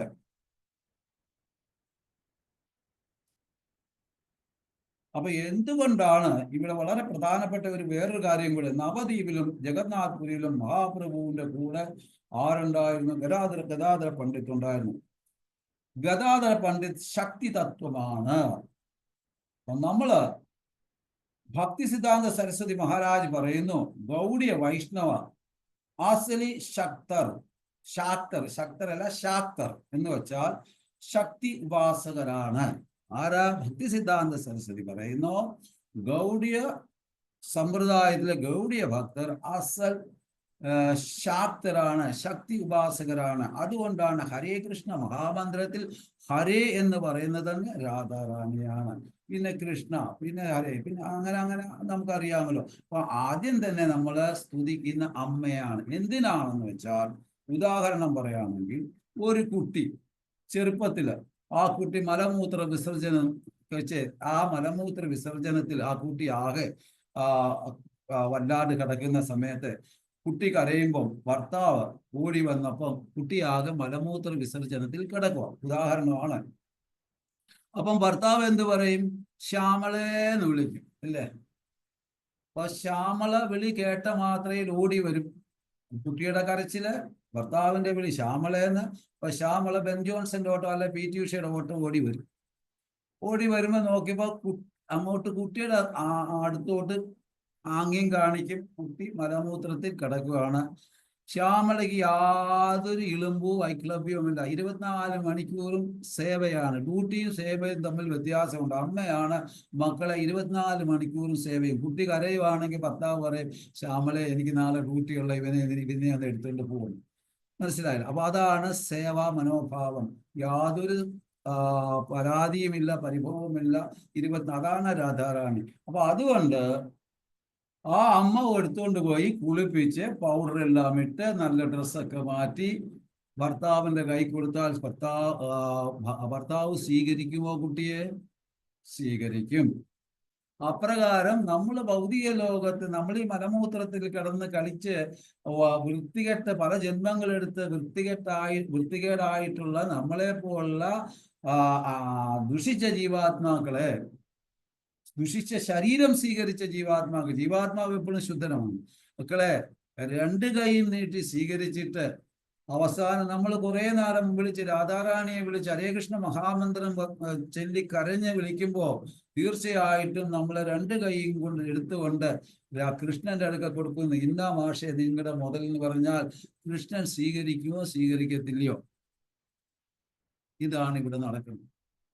ഇതാണ് ഗദാധർ രാധാറാണിയുടെ രാധാഭാവം, വാത്സല്യ സ്വരൂപിണി, വാത്സല്യം, കരുണ, ജഗദംബിക. നമ്മൾ ആരതി ചെയ്യുമ്പോൾ ആദ്യമേ രാധാറാണിയോട് പെർമിഷൻ പ്രഭാത് പറഞ്ഞ പെർമിഷൻ ചോദിക്കണം. അല്ലയോ ജഗദീശ്വരി, ജഗദംബികെ, ലോകമാത, ഞാൻ ഈ ആരതി ചെയ്യുവാണ്, അവിടുന്ന് സ്വീകരിച്ചാലും എന്ന് നമ്മൾ മനസ്സുകൊണ്ട് പ്രാർത്ഥിച്ചിട്ട് വേണം ആരതി ചെയ്യാൻ. അത് തീർച്ചയായിട്ടും രാധാറാണി സ്വീകരിക്കും, അത് തീർച്ചയായിട്ടും കൃഷ്ണൻ സ്വീകരിക്കും. അപ്പൊ അതുകൊണ്ട് ആ ആ സാന്നിധ്യമില്ലാതെ ഇരിക്കാൻ പറ്റില്ല. ഇവിടെ ഭക്തി സിദ്ധാന്ത സരസ്വതി മഹാരാജ് പറയുന്നുണ്ട്, നമ്മൾ ശാക്തരാണ്. കാരണം മായാപൂരില് രാധാകൃഷ്ണനും അഷ്ടസഖികളും എന്തുകൊണ്ടാന്ന് വെച്ചാൽ അവർ കാളി ഭക്തരാണ്, ദേവി ഭക്തരാണ്, പിന്നെ ബംഗാളിലുള്ളവരെല്ലാവരും. അപ്പൊ ഞങ്ങളാണ് യഥാർത്ഥ ശാക്ത ഭക്തരെന്ന് കാണിക്കാൻ കൂടിയാണ് ശീല പ്രഭുപാദ് രാധാകൃഷ്ണനെ അഷ്ടസഖികളെയും അവിടെ പ്രതിഷ്ഠിച്ചു. എന്നാൽ വൃന്ദാവനത്തിൽ കൃഷ്ണ ബലരാമൻ. അപ്പൊ അത് നമ്മൾ ശ്രദ്ധിക്കണം. അതാ ഭക്തി സിദ്ധാന്ത സരസ്വതി ഇങ്ങനെ പറയുന്നത്. എന്നാൽ ശ്രീമതി രാധാറാണി ചൈതന്യലീലയിൽ ഗദാധര പണ്ഡിതന്റെ രൂപത്തിൽ വരുന്നു. രാധാകൃഷ്ണ ഗൗരലീലയിൽ ഗൗര ഗദാധറാണ്. നമ്മൾ ഗൗരനിത്തായിയുടെ ആരാധന ചെയ്യുന്നു. കാരണം ഗൗര ഗദാധര ആരാധനയാണ് ശരിക്ക് പറയാമെങ്കിൽ ഗൗഡിയ സമ്പ്രദായത്തിൽ. പക്ഷേ നമ്മൾ ഗൗര നിതായിയാണ് ആരാധന ചെയ്യുന്നത്. കാരണം നിത്യാനന്ദ പ്രഭുവിന്റെ ദയ, കരുണ, നിത്യാനന്ദ പ്രഭുവിന്റെ പെർമിഷൻ ഇല്ലാതെ ഒരിക്കലും നമുക്ക് കൃഷ്ണനെ കിട്ടത്തില്ല. നിത്യാനന്ദ പ്രഭുവിന്റെ പെർമിഷൻ കിട്ടണമെങ്കിൽ ഗുരുതത്വം, നിത്യാനന്ദ പ്രഭു ഗുരുതത്വം. അപ്പൊ നമ്മൾ ഗുരുവിന്റെ കൃപ വേണം. ഇതെല്ലാം ചെന്ന് അവസാനം ചെല്ലുന്ന രാധാറാണി, പിന്നെയാണ് കൃഷ്ണനിലോട്ട് പോകുന്നത്. അതുകൊണ്ടാണ് നമ്മള് ഇപ്പം ഏകചക്രയെ പോയി കഴിഞ്ഞാൽ ഗൗര നിത്തായി എന്ന് പറയാൻ പറ്റില്ല, നിത്തായ് ഗൗരംഗ എന്നാ പറയാൻ പറ്റുന്നത്. കാരണം എന്താ, ഏകചക്രയിൽ ഏറ്റവും കൂടുതൽ പ്രാധാന്യം കൊടുക്കുന്നത് നിത്യാനന്ദ പ്രഭുവിന്. അതുകൊണ്ട് അവിടെ ചെല്ലുമ്പോൾ എപ്പോഴും നമ്മൾ നിത്തായ് ഗൗരംഗ, നിത്തായ് ഗൗരംഗ. തന്നെയല്ല, മൂത്ത ആള് നിത്യാനന്ദനല്ലേ എന്ന് പറയാം. അപ്പൊ നിത്യാനന്ദ പ്രഭുവാണ് ഭക്തിയുടെ ബോധം കൊണ്ട് താക്കൂലിരിക്കുന്നത്. നമ്മൾ ദാസനാണ്. അപ്പം ആ ദാസൻ അല്ലെങ്കിൽ ദാസോസ്മി. നമ്മൾ ദാസനാകുമ്പോൾ, ഈ വേലക്കാരനാകുമ്പോൾ, സേവകനാകുമ്പം എവിടെയും എങ്ങനെയും കയറിപ്പോകാം. അപ്പം നമുക്ക് താക്കോല് തന്നേക്കുവാണ് ഗോഡൗണ്ട്. പുറകെ കൂടെ പോയിട്ട് ഗോഡൗൺ തുറന്ന് ഇഷ്ടം പോലെ ഭക്തി ലൂട്ട് ചെയ്തോളാനാ പറഞ്ഞത്, മോഷ്ടിച്ചെടുത്തോളാനാ നിത്യാനന്ദ പ്രഭു. അത്രയ്ക്ക് കരുണയാണ്. അതുകൊണ്ടാണ് നമ്മൾ ഗൗരനിത്തായി സമ്പ്രദായത്തിലോട്ട് പോകുന്നത്.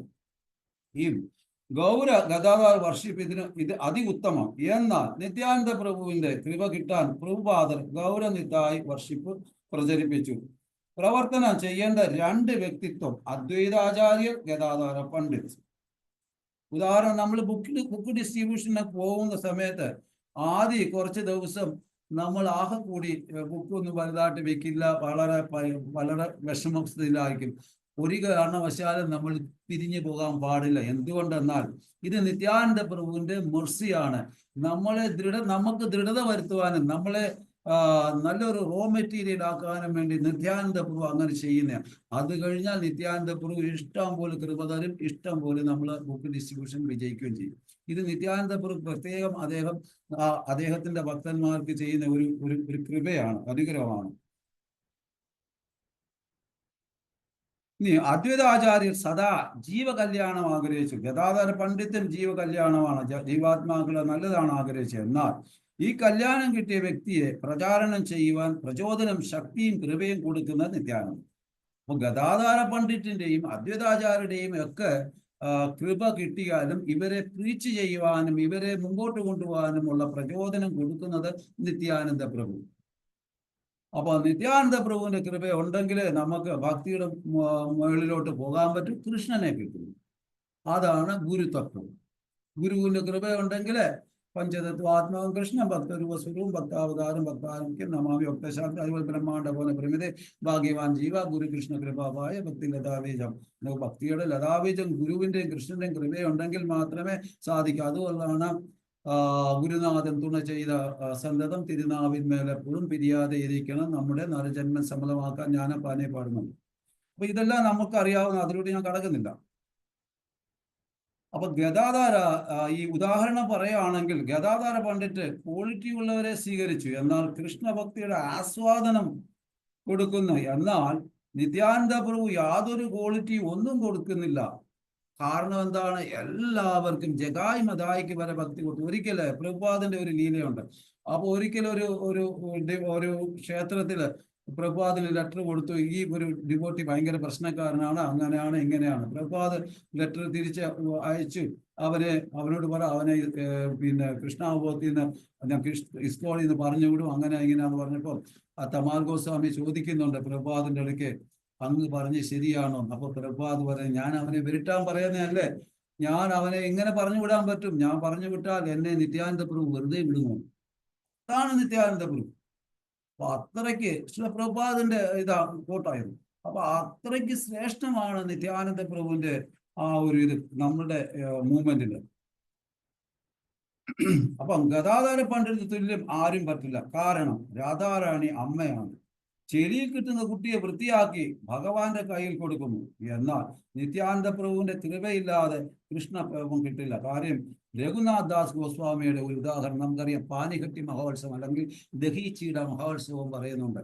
കാരണം രഘുനാഥ് ദാസ് ഗോസ്വാമി 2 തവണ ചൈതന്യ മഹാപ്രഭുവിന്റെ അടുക്ക പോയതാണ്. ആ 2 തവണയും ചൈതന്യ മഹാപ്രഭു പറഞ്ഞു, നീ വീട്ടിൽ പോയി നല്ലതാക്കി ഭജിച്ചു, പിന്നെ സമയമാകുമ്പോൾ ഞാൻ നിന്നെ വിളിക്കാം. എന്നാൽ പാനിച്ചൂട അല്ലെങ്കിൽ പാനിഘട്ടി മഹോത്സവത്തിൽ രഘുനാഥ് ദാസ് ദൂരെ നിന്നപ്പോഴേ ഭക്തര് നിത്യാനന്ദ പ്രഭു ഒരു മരച്ചുവട്ടിലിരിക്കുമായിരുന്നു. ഞാൻ ഓടിച്ചിട്ട് പറയാം.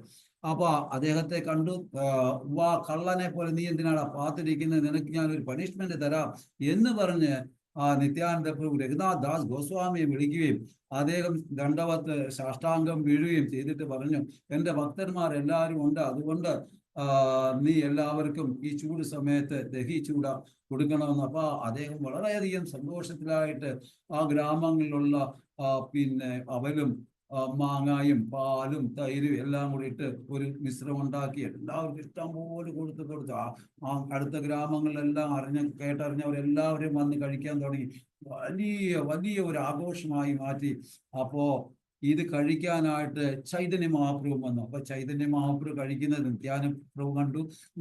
ഇവർ രണ്ടുപേരും പരസ്പരം ചിരിക്കുന്നുണ്ട്. ഭക്തർ ചോദിക്കുന്നത് എന്താണെന്ന്. അപ്പൊ അവർ തമ്മിൽ അങ്ങോട്ടും ഇങ്ങോട്ടും ആശയം കൊടുക്കുന്നു. അവസാനം നിത്യാനന്ദ പ്രഭു വളരെ സന്തോഷവാനായിട്ട് രഘുനാഥ് ദാസ് ഗോസ്വാമിയുടെ നിത്യാനന്ദ പ്രഭുവിന്റെ പാദകമലത്തിൽ ദണ്ഡവത്ത് കൊടുക്കുന്നു. അദ്ദേഹത്തിന്റെ പാദം തലയിലെടുത്ത് വെച്ച് അനുഗ്രഹിച്ചിട്ട് നിത്യാനന്ദ പ്രഭു രഘുനാഥ് ഗോസ്വാമിയുടെ കൈ പിടിച്ചിട്ട് ചൈതന്യ മഹാപ്രഭുവിനെ ഏൽപ്പിച്ചു. അന്നാണ് നിത്യാനന്ദ പ്രഭുവിന്റെ കൃപയാൽ രഘുനാഥ് ദാസ് ഗോസ്വാമി ചൈതന്യ മഹാപ്രഭു സ്വീകരിക്കുന്നു. ഇതിൽ നിന്ന് നമ്മൾ മനസ്സിലാക്കേണ്ട കാര്യം എന്ന് വെച്ചാൽ, നിത്യാനന്ദ പ്രഭുവിന്റെ കൃപയില്ലാതെ ചൈതന്യ മഹാപ്രഭു ഒരാളെയും സ്വീകരിക്കത്തില്ല. ഇനി ചൈതന്യ മഹാപ്രഭുവിന്റെ കൃപ കിട്ടിയില്ലെങ്കിലും നിത്യാനന്ദ പ്രഭുവിന്റെ കൃപയുടെ ചൈതന്യ മഹാപ്രഭു സ്വീകരിക്കും. അതേസമയം നിത്യാനന്ദ പ്രഭുവിന്റെ കൃപയില്ലെങ്കിൽ ചൈതന്യ മഹാപ്രഭു സ്വീകരിക്കില്ല. അതാണ് നിത്യാനന്ദ പ്രഭു. അതുകൊണ്ടാണ് നിതായ് ഗൗരംഗ എന്ന് നമ്മൾ പറയുന്നത്. അപ്പൊ അതുകൊണ്ട് ശ്രീല പ്രഭുപാദ് എപ്പോഴും ഈ സമ്പ്രദായത്തിൽ നമ്മൾ നിത്യാനന്ദ പ്രഭുവിന് ഏറ്റവും കൂടുതൽ പ്രസക്തി കൊടുക്കുന്നത്. അപ്പൊ മാധവ് മിശ്ര അച്ഛന് അമ്മ രത്നാവതി ഗദാധാര പണ്ഡിത്തിന്റെ ചട്ടഗ്രാമത്തിലാണ് ജനിച്ചത്. അപ്പോ ഗുരുതത്വമാണ് രാധാത്വം ആണ്. ഇത് രത്നാവതി നന്ദന പ്രേമപാത്ര നാത്മ മാധവാചാര്യ പുത്ര. അതായത് രത്നാവതിയുടെ മാധവാചാര്യയുടെയും പുത്രനായിട്ട് ഗദാധാര പണ്ഡിറ്റ് വരുന്നു. രത്നാവതിയുടെ വീട് നവദ്വീപിലാണ്. ആയതിനാൽ നവദ്വീപിൽ താമസിച്ചു മാധവാചാര്യർ. ഈ മാധവാചാര്യർ ശരിക്കും നമ്മുടെ ബംഗ്ലാദേശിലാണ് അദ്ദേഹം ജനിച്ചത്. അങ്ങനെ ചൈതന്യ മഹാപ്രഭുവിന്റെ വീടിന്റെ അടുത്താണ് ഗദാധാര പണ്ഡിത്തിന്റെ വീട്. ഇവിടെ ഗദാധാര പണ്ഡിത്തിന്റെ അമ്മയും അച്ഛനും പേഴ്സണലി സച്ചി മാതായിട്ട് ഭയങ്കര ബന്ധമാണ്. ഇടയ്ക്കിടയ്ക്ക് വരികയും കുശലങ്ങൾ പറയുകയും അങ്ങോട്ടും ഇങ്ങോട്ടും സാധനങ്ങൾ കൈമാറുകയും ഒക്കെ ചെയ്യുന്നു. ഇനി അദ്വൈതാചാര്യ കാര്യം പറഞ്ഞപ്പോഴാണ് ഒരിക്കല് സച്ചി മാത ചൈതന്യ മഹാപ്രഭുവിന്റെ ജ്യേഷ്ഠനായ വിശ്വരൂപ ഹരേ കൃഷ്ണ. അപ്പൊ അദ്ദേഹം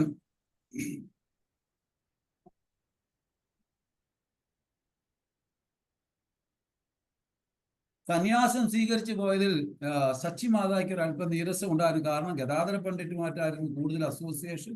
അപ്പോ ഇനിയും വിശ്വംഭരനും ഇങ്ങനെ ആയി പോകുമോ എന്നൊരു ഒരു ഭയം ഉണ്ടായിരുന്നു. അത് കാരണം ലേശ നീരസം ഉണ്ടായിരുന്നു. ഒരിക്കൽ ചൈതന്യ മഹാപ്രഭു പറയുന്നുണ്ട്, ഞാൻ സച്ചിമാതയ്ക്ക് കൃഷ്ണപ്രേമം കൊടുക്കത്തില്ല, കാരണം വൈഷ്ണവ അപരാധം കാണിച്ചു. ഇത് സച്ചിമാത അറിയുകയും ഗദാധര പണ്ഡിത്തിന്റെ പാദധൂളി എടുത്ത് തലയിലിട്ടതിന് ശേഷമാണ് കൃഷ്ണപ്രേമം കിട്ടിയത്. എന്നാൽ ഈ സച്ചിമാത ഗർഭിണിയായിരിക്കുന്ന സമയത്ത് ദിവസവും സോറി അദ്വൈതാചാര്യര് സച്ചിമാതയ്ക്ക് വലം വെക്കുകയും പ്രദക്ഷിണം വെക്കുകയും നമസ്കരിക്കുകയും ഒക്കെ ചെയ്യാൻ. കാരണം അദ്വൈതാചാര്യർക്ക് അറിയാം ആരാ ഇതിൻ്റെ അകത്തുള്ളതെന്ന്. അപ്പൊ അത് വേറെ ഒരു ചൈതന്യ മംഗളത്തിലൊക്കെ ചൈതന്യ ഗൗരംഗി ഗുരുമഹാരാജിന്റെ ഗൗരംഗി എന്ന ഒരു ബുക്കിൽ വളരെ വിശദമായിട്ട് പറയുന്നുണ്ട്. അപ്പോ ഇവിടെ ചൈതന്യ മഹാപ്രഭു ഗദാധര പണ്ഡിതും രണ്ടാളും ഒരു സ്കൂളിലാണ് പഠിച്ചത്. ചെറുപ്പം മുതലേ ഗദാധര പണ്ഡിത് കൃഷ്ണന്റെ അനുരാഗ ഭക്തിയിലായിരുന്നു, വളരെയധികം അനുരാഗ ഭക്തിയിലായിരുന്നു. ഈശ്വരപുരിയുടെ സേവ ചെയ്യാൻ ഗദാധര പണ്ഡിറ്റ് വളരെയധികം താല്പര്യം കാണിച്ചു. അപ്പൊ കൃഷ്ണലീലാമൃത ഗ്രന്ഥം ഈശ്വരപുരി എഴുതിയതോ ആ ഗദാധര പണ്ഡിതിനെ വായിച്ച് കേൾപ്പിക്കുകയും പഠിപ്പിക്കുകയും ചെയ്തിരുന്നു. ഇത് കേൾക്കുമ്പോൾ കരയുമായിരുന്നു ഗദാധര പണ്ഡിറ്റ്. ഈശ്വരപുരിക്ക് വലിയ ഇഷ്ടമായിരുന്നു ഗദാധരനെ. ചൈതന്യ മഹാപ്രഭു ഗദാധര പണ്ഡിത്തിന്റെ രണ്ട് കൈകളും കൂട്ടിപ്പിടിച്ചിട്ട് പറയുന്നു, മുക്തിയുടെ ലക്ഷണം എന്താണെന്ന് പറയുമെന്ന് ചോദിക്കുന്നു. ഗദാധര പണ്ഡിറ്റ് മുക്തിയുടെ വ്യാഖ്യാനം കൊടുത്തു ശാസ്ത്രത്തിൽ. എന്നാൽ ചൈതന്യ മഹാപ്രഭു അംഗീകരിക്കുന്നില്ല. ചൈതന്യ മഹാപ്രഭുവിന്റെ ഒരു നമ്പരാ, നല്ലത് പറഞ്ഞാലും അംഗീകരിക്കത്തില്ല, ചീത്ത പറഞ്ഞാലും അംഗീകരിക്കത്തില്ല. എന്നാൽ ഗദാധാര പോലെ ആത്യന്തിക ദുഃഖനാശ് ഹാരെ ശാസ്ത്ര ഹഗതെ മുക്തിയുടെ പ്രകാശം എന്ന് വെച്ചാൽ ആത്യന്തിക ദുഃഖത്തിന്റെ നാശമാണ് മുക്തി. മുക്തിയുടെ ലക്ഷണമെന്ന് ശാസ്ത്രം പറയുന്നു. നിമായി അതിനെയും കണ്ടൻ ചെയ്തു. അപ്പൊ ചൈതന്യ മഹാപ്രഭു ഒരിക്കലും അംഗീകരിക്കില്ല. അത് കാരണം പ്രണാമം കൊടുത്തിട്ട് പോയി. അപ്പൊ രണ്ട് കൈയും പിടിച്ചിട്ടാണ് പറയുന്നത്. അവിടുന്ന് കൈ വെട്ടിച്ചിട്ട് പ്രണാമം കൊടുത്തിട്ട് ഗദാധരൻ പോയി. ചെറുപ്പത്തിൽ ഗദാധരൻ ഇല്ലാതെ ചൈതന്യ മഹാപ്രഭു ഇരിക്കില്ല. വിരഹ അനുഭവിക്കാൻ ആഗ്രഹിച്ചില്ല. കാരണം രണ്ടാൾ ആരാന്ന് ഞാൻ പറഞ്ഞല്ലോ, നമുക്കറിയാം. അങ്ങനെ നിമായി 2 തവണ മാത്രം കരഞ്ഞു. ആ നിമായി ജീവിതത്തിൽ 2 മാത്രമാണ് കരഞ്ഞു. പിന്നീട് കരച്ചിലോട് കരച്ചിലാണ്. ഒന്ന് ജ്യേഷ്ഠൻ സന്യാസം സ്വീകരിച്ചപ്പോൾ, 2 ജഗന്നാഥ് മിശ്രയുടെ ദേഹത്യാഗത്ത്, അച്ഛന്റെ ശരീരം വെടിഞ്ഞപ്പോൾ. ഈ 2 തീർത്തും അതിൽ ഒരുപാട് സഹായിച്ചത് അദ്വൈതാചാര്യാണ്. അപ്പൊ ആ ഒരു രീതിയിലേക്ക് ഭയങ്കര നമ്മൾ തന്നെ കരഞ്ഞു പോകും അത് വായിക്കുമ്പോൾ. എന്നാൽ ദീക്ഷ സ്വീകരിച്ച് വന്നതിന് ശേഷം ആകെ മാറി. ആള് എപ്പോഴും കൃഷ്ണ കൃഷ്ണ കൃഷ്ണ എന്ന് വിളിച്ച് കരച്ചിലോട് കരച്ചിലായിരുന്നു. അപ്പൊ ഈ കവറ് ശ്രീവാസാചാര്യയുടെ ചെവിയിലെത്തി. അപ്പൊ അടുക്കലെത്തി. അപ്പം നിമായി വിനമ്രതയോട്, അവിടെ ഒരു തുങ്കവൃക്ഷമുണ്ട്, അത് ചൈതന്യ മഹാപ്രഭു കൊടുത്തു. കാരണം അത് എപ്പോഴും പൂക്കളാണ് ഉണ്ടായത് അവിടെ പൂജ ചെയ്യുവാനായിട്ട്. കൽപ്പതരു എന്നായിരുന്നു ആ വൃക്ഷത്തിന്റെ പേര്. പ്രതിദിനം അനേകതരം പുഷ്പം ഉണ്ടായിരുന്ന ആരാധന ചെയ്യുവാനായിട്ട്. നിമായി വൈഷ്ണവനായി എന്ന് പറഞ്ഞ് അവർ സന്തോഷിക്കാൻ തുടങ്ങി. അങ്ങനെ ശുക്ലാംബര ബ്രഹ്മചാരിയുടെ വീട്ടിൽ പോയി ഗദാധര പണ്ഡിറ്റ് പോയി എന്ത് സംഭവിക്കുമെന്ന് അറിയാൻ. അപ്പൊ ചൈതന്യ മഹാപ്രഭു ശുക്ലാംബര ബ്രഹ്മചാരിയുടെ വീട്ടിലോട്ട് പോയപ്പോ ഇത് ശ്രീവാസാചാര്യക്ക് അറിവിട്ടു. അവരെല്ലാവരും കൂടെ പോകുന്നു. കൂടെ ഗദാധര പണ്ഡിറ്റ് പോകുന്നു. എന്നിട്ട് അകത്ത് പാത്തിരിക്കുന്നു. അപ്പം കൃഷ്ണന്റെ കാര്യങ്ങളും കീർത്തനങ്ങളും നടന്ന സമയത്ത് ചൈതന്യ മഹാപ്രഭു സ്തംഭത്തെ ഇങ്ങനെ ആ പ്രേമഭക്തിയുടെ പരമഭാവത്തിലെത്തിയപ്പോൾ ആ സ്തംഭത്തെ ഇങ്ങനെ പിടിക്കുന്നു. ഗദാധര പണ്ഡിറ്റ് ആ സ്തംഭം വീഴുന്നു, ചൈതന്യ മഹാപ്രഭു വീഴുന്നു. ഈ ശബ്ദം കേട്ടിട്ട് ചൈതന്യ മഹാപ്രഭു വീഴുന്നത് കണ്ടിട്ട് ഗദാധര പണ്ഡിറ്റ് വീഴുന്നു. ഉടനെ ഗദാധര പണ്ഡിറ്റ് വീണ ശബ്ദം കേട്ട് ചൈതന്യ മഹാപ്രഭു എഴുന്നേൽക്കുന്നു. ആരോ അകത്തുണ്ടല്ലോ. അപ്പൊ പറയുന്ന ഗദാധരനാണ്. അപ്പൊ ഗദാധര ചൈതന്യ മഹാപ്രഭു പറയാണ്, നീ വലിയ കൃപാലുവാണ്, ചെറുപ്പം മുതലേ നിനക്ക് കൃഷ്ണപ്രേമമുണ്ട്. എന്നാൽ ഞാൻ വിദ്യയുടെ പുറകെ പോയി, നീ ഭാഗ്യവാനാണ് എന്ന്. അങ്ങനെ പൂർണ്ണ രൂപത്തിൽ കൃഷ്ണപ്രേമത്തിൽ സച്ചിമാതാവിന് ഭയമായിരുന്നു, സന്യാസി ആകുമോ എന്ന് ചൈതന്യ മഹാപ്രഭു.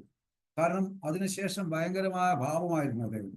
അങ്ങനെ ഗദാധര എല്ലാ ദിവസവും താമ്പൂലവും കൊണ്ടുവരും, സേവ ചെയ്യും, ജല ആദി കൊടുക്കും, ശയ്യ വിരിക്കും, പാദകമലം മസാജ് ചെയ്യും, ചന്ദനം പുരട്ടും.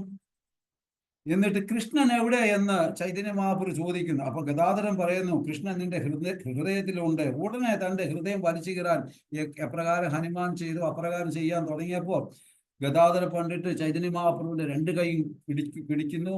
എന്നിട്ട് പറയുന്നു, കൃഷ്ണൻ എല്ലായിടത്തും ഉണ്ട് എന്ന് പറയുന്നു.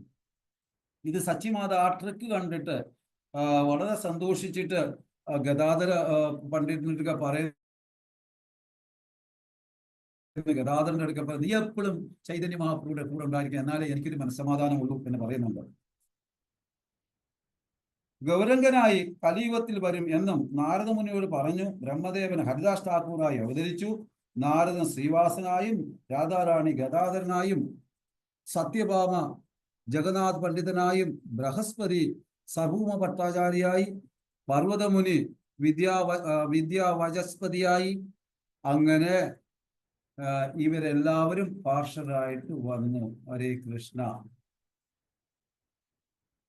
ഇതാണ് അദ്വൈതാചാര്യരുടെ ഗദാധാരയുടെ രാധാറാണിയുടെയും അദ്വൈതാചാര്യരായ വിഷ്ണുവിനും ശിവനും കൂടിയ ആ മിശ്ര കമ്പാഷൻ, അവരുടെ കരുണ, ഇത് ചൈതന്യ ലീലയിൽ നാം ഓരോരുത്തരും ഇതൊക്കെ മനസ്സിലാക്കിയെങ്കിൽ നമുക്ക് കൃഷ്ണ പ്രേമത്തിന്റെ മാധുര്യം, ആ ഗൗഡിയ സമുദായത്തിന്റെ ശ്രേഷ്ഠത, അതായത് ഗൗരംഗന്റെ കൃപ ഒക്കെ നമുക്ക് കിട്ടുള്ളൂ. വളരെ വളരെ ശ്രേഷ്ഠമാണ്. കാരണം ഒരിക്കലും ഇവിടെ പറയുന്നുണ്ട് മമ ഏവം പുരുഷൻ രൂപം ഗോപിക മനമോഹനം എന്ന് പറയുന്നുണ്ട്. കാരണം റാ ശബ്ദം ഉച്ചരിച്ച മാത്രയിൽ ഭഗവാൻ അവരുടെ കൂടെ വരും. അവിടെ വന്ന് നിൽക്കും. ദാ എന്ന ശബ്ദം ഉച്ചരിച്ച മാത്രയിൽ ഭഗവാൻ അവരുടെ കൂടെ നടക്കും. പക്ഷേ ഹരേ കൃഷ്ണ കൃഷ്ണ കൃഷ്ണ ഹരേ ഹരേ ഹരേ രാമ രാമ രാമ ഹരേ ഹരേ ഈ നാമം ജപിച്ച മാത്രയിൽ അവർക്ക് ഭക്തി, പ്രേമഭക്തിയും കൊടുക്കും. അത്രയ്ക്ക് പവിത്രമാണ് ഹരിനാമവും, അത്രയ്ക്ക് ശ്രേഷ്ഠമാണ് നമ്മളുടെ സമ്പ്രദായവും. ശബ്ദം ഉച്ചാരണ മാത്രേണ യാമി ശ്രവണ ലോക തഥ ശബ്ദം ഉച്ചാരണ പക്ഷാത് തഥാമി ഭക്തി ഉത്തമം ശാസ്ത്രം പറയുന്നുണ്ട്. പിന്നെ രാധാ മാധവോ ദേവോ മാധവേ നൈ രാധിക, രാധാറാണിയുടെ പ്രേമസ്വരൂപത്തിന്റെ വികാരമാണ് കൃഷ്ണ തത്വം. രാധാറാണിയുടെ പ്രേമസ്വരൂപത്തിന്റെ വികാരമാണ് കൃഷ്ണതത്വം, ഗൗഡീയ തത്വം. കൃഷ്ണന്റെ ആധാരപ്രകാരം ഭക്തന്റെ രൂപത്തിൽ വരുന്നത് രാധാതത്വമാണ്. രാധേ സർവ അപരാധമേ ക്ഷമസ്വ പരമേശ്വരി. കൃഷ്ണൻ പറയുന്നതാണ്, അല്ലയോ രാധാറാണി, എന്റെ സർവ അപരാധങ്ങളും ക്ഷമിക്കണേ പരമേശ്വരി എന്ന കൃഷ്ണൻ രാധാറാണിയോട് പറയുന്നു. അത്രയ്ക്ക് ശ്രേഷ്ഠമാണ് ഈ രാധാതത്വം. നമ്മളുടെ സംവിധാനം നമ്മൾ പോയിക്കൊണ്ടിരിക്കുന്നത്. അതുകൊണ്ട് നമ്മളെല്ലാം ഒരിക്കൽ കൂടി ഞാൻ പറയുന്നു, നമുക്കൊന്നും യാതൊരു യോഗ്യതയില്ല. എങ്ങനെയൊക്കെയോ ഇതിൻ്റെ അകത്ത് വന്നു പെട്ടു. ഇത് വളരെ ശ്രദ്ധയോടുകൂടി എപ്പോഴും രാധാറാണിയോടും ഗുരുദേവനോടും കൃഷ്ണനോടും പഞ്ചതത്വാക്കളോടും യാചിക്കുക. കൃഷ്ണപ്രേമം തരണേ തരണേ എന്ന് പറഞ്ഞ് നമ്മൾ വളരെ ശ്രദ്ധയോടുകൂടി ഓരോ കാലുകൾക്കും ഈ സമ്പ്രദായത്തില് മുമ്പോട്ട് പോവുക. ഹരേ കൃഷ്ണ. എന്തെങ്കിലും തെറ്റോ എന്തെങ്കിലും അപരാധമോ പറഞ്ഞിട്ടുണ്ടെങ്കിൽ ക്ഷമിക്കുക. ഹരിബോൾ. കാരണം എനിക്ക് 3/4 മണിക്കൂറേ തന്നുള്ളൂ. അപ്പൊ ഞാൻ ഈ വോട്ട് ചെയ്ത് കവർ ചെയ്യാൻ വേണ്ടി അല്പം സ്പീഡിലാണ് പറഞ്ഞത്. എല്ലാവരും ഭക്തരായതുകൊണ്ട് എല്ലാവർക്കും മനസ്സിലായി കാണും. എന്തെങ്കിലും സംശയം ഉണ്ടെങ്കിൽ ചോദിക്കും. ഹരിബോൾ. ഹരേ കൃഷ്ണ. പ്രഭു ഒന്നും പറയാനില്ല പ്രഭു. വണ്ടർഫുൾ പ്രഭു. എന്ത് പറയാനാണെന്ന് അറിയില്ല, വാക്കുകളില്ല പ്രഭു. വളരെ നല്ല ക്ലാസ് പ്രഭു. എനിക്ക് വാക്കുകളില്ല, അത്രയും മനോഹരം പ്രഭു. താങ്ക് യു സോ മച്ച് പ്രഭു. ഹരേ കൃഷ്ണ. വളരെ ഭാഗ്യം തോന്നുന്നു പ്രഭു. പ്രഭുവിനെ പോലുള്ളവരുടെ അസോസിയേഷൻ കിട്ടാന്ന് വെച്ചാല് ഞങ്ങൾക്കുള്ള പുണ്യമായിട്ട് കരുതുന്നു പ്രഭു. ഹരേ കൃഷ്ണ. ഞാൻ നിങ്ങളുടെ ദാസൻ. നിങ്ങൾ എനിക്കിങ്ങനെ, ഞാൻ ആദ്യമായിട്ട് ചൈതന്യ, അതായത് ക്ലാസ്സില് പ്രഭാഷണത്തില് ചൈതന്യ ലീല കൂട്ടി ചെയ്യും, അത് സത്യം. പക്ഷെ ചൈതന്യ ചരിതാമൃതത്തിന് ക്ലാസ് എടുക്കുന്നത് ആയിട്ട് ഒരു ക്ലാസ് എടുക്കും ഞാൻ ജീവിതത്തിൽ ആദ്യമായിട്ട്. അപ്പൊ പ്രഭു പറഞ്ഞപ്പോൾ ഞാൻ പറഞ്ഞു, പ്രഭു ഞാൻ എടുത്തിട്ടില്ല, എനിക്ക് അതിനൊരു യോഗ്യതയില്ല. ഇപ്പോഴും എനിക്ക് യോഗ്യതയില്ല. കാരണം ഈ രാധാതത്വം ഭയങ്കരമാണ്. കാരണം എനിക്ക് തന്നെ ഏറ്റവും ഇഷ്ടമുള്ള ഒരു സബ്ജക്റ്റാണ്. ഹരേ കൃഷ്ണ പ്രഭു. ഹരേ കൃഷ്ണ.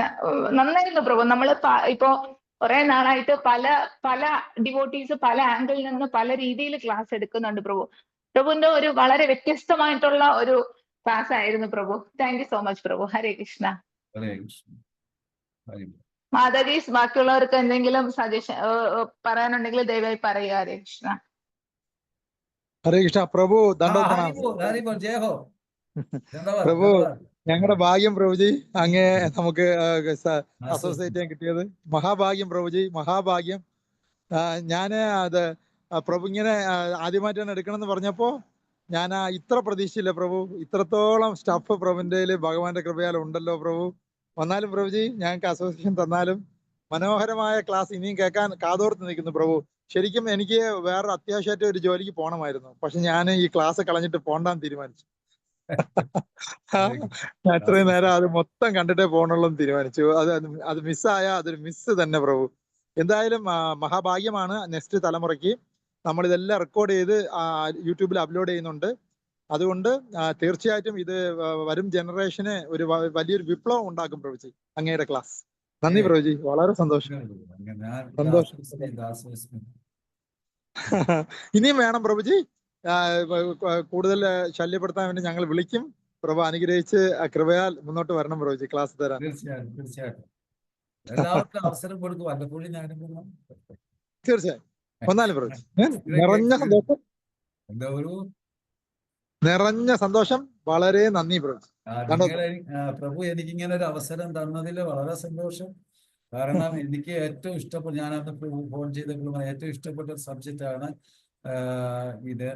കാരണം അത് റിയലൈസ് ചെയ്തെങ്കിൽ മാത്രമേ നമുക്ക് അതിന്റെ മധുരം മനസ്സിലാവുള്ളൂ. എങ്കിൽ മാത്രമേ നമുക്ക് വളരെ ശക്തമായിട്ട് മുമ്പോട്ട് പോകാൻ പറ്റുള്ളൂ.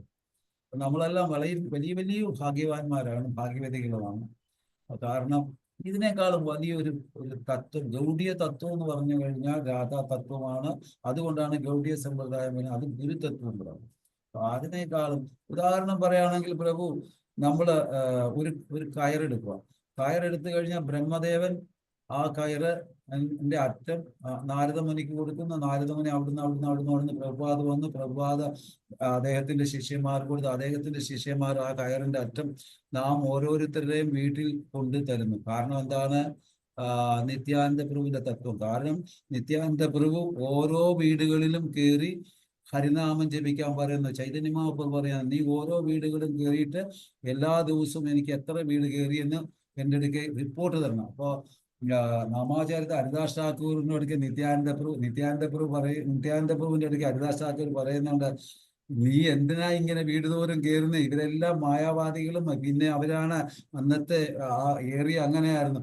അപ്പൊ പറഞ്ഞു, നിന്റെ ഭഗവാനുണ്ടല്ലോ ഭ്രാന്തന, അദ്ദേഹം എന്നെ ഏൽപ്പിച്ചത് ചൈതന്യ.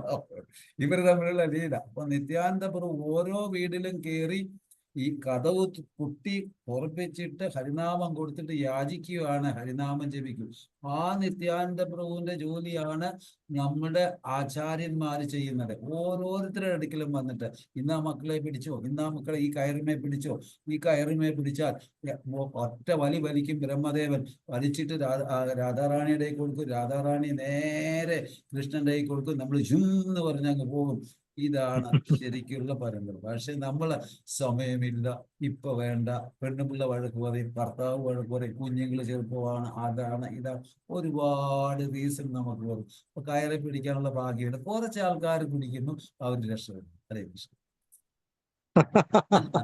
ഓ സൂപ്പർ പ്രഭുജി, ഗംഭീരം, സന്തോഷം, വളരെ സന്തോഷം. പ്രഭു അങ്ങ് പറഞ്ഞതുപോലെ നമുക്ക് ചൈതന്യ മംഗളവും നമുക്ക് ആവശ്യമുണ്ട്. ഞാന് ചൈതന്യ മംഗളം ഞാൻ ഇപ്പൊ നോക്കി പ്രഭു. ഗൗരംഗ എന്ന് പറയുന്ന ബുക്ക് ഞാൻ ഗുരുമരാജിന്റെ, അത് ഞാൻ ഇതാ ബുക്ക് ട്രാൻസ്ലേഷൻ. ചൈതന്യ മംഗളം ഞാൻ ദോഹയിലാക്കിയപ്പോ ഇപ്പോഴാ ശ്രദ്ധിച്ചു. ഞാൻ ഇവിടെ തപ്പിയായിരുന്നു. അത് ഞാൻ എങ്ങനെയാലും വരുത്തിയിട്ട് തരാം. ബാക്കി കുറെ ബുക്കുകളുണ്ട്. ഗൗരംഗി നല്ല ബുക്കാ. ചൈതന്യ നമ്മുടെ മലയാളത്തിലാണോ പ്രഭു? മലയാളത്തിലല്ലേ? മലയാളം. ഓ സൂപ്പർ. വേണം പ്രഭുജി, വേണം. പ്രഭുവിന്റെ ഒരുപാട് സ്റ്റഫ് ഉണ്ടെന്ന് നമുക്ക് മനസ്സിലാക്കാൻ കഴിഞ്ഞു. പ്രഭു കൃപയാൽ തരാൻ സമ്മതിക്കുകയും ചെയ്തിട്ടുണ്ടല്ലോ. ഞാൻ നിങ്ങളുടെ ദാസന എല്ലാം എടുത്ത് എന്നെ കൂടെ എന്റെ ഭാഗ്യം പ്രഭുജി, ഞങ്ങളുടെ ഓരോരുത്തരുടെയും ഭാഗ്യം. ഞങ്ങളൊക്കെ എന്ത് ഭാഗ്യവാന്മാരാണ്. പ്രഭുവിന്റെയൊക്കെ അസോസിയേഷൻ നമുക്ക് ഭഗവാന്റെ കൃപയാൽ കിട്ടുന്നു. ശരിക്കും കൊറോണയ്ക്ക് നന്ദി പറയണം. കൊറോണയാണ് നമുക്ക് ഇതുപോലത്തെ പ്ലാറ്റ്ഫോം സെറ്റ് ചെയ്ത് തന്നത്. വളരെ നന്ദിയുണ്ട് പ്രഭുജി. ദയവായി മുന്നോട്ട് വന്നാൽ. നന്ദി പ്രഭുജി. ദണ്ഡവത് പ്രണാം. ഹരേ കൃഷ്ണ. Thank you പ്രഭുജി. ഹരേ കൃഷ്ണ. വാഞ്ചാകൽപതിരുവിഷ കൃപാസും ദേവജ പതിദാന വൈഷ്ണവേ നമോ നമഃ. ഒരിക്കൽ കൂടി എല്ലാവരെയും പാദം തൊട്ട് നമസ്കരിക്കുന്നു. ഹരി ഓം ഹരേ കൃഷ്ണ. ഹരേ കൃഷ്ണ. പ്രണാമം പ്രഭു. താങ്ക് യു പ്രഭു. വളരെ നല്ല ദേഹോ ക്ലാസ്. ദേഹോ മാതാജി ചാൻസ് തന്നതിൽ വളരെ സന്തോഷം. ഹരിബോൾ ഹരിബോൾ. കൃഷ്ണകൃപയുണ്ടാകട്ടെ, രാധാകൃപയുണ്ടാകട്ടെ. ഹരിബോൾ. ഹരേ കൃഷ്ണ.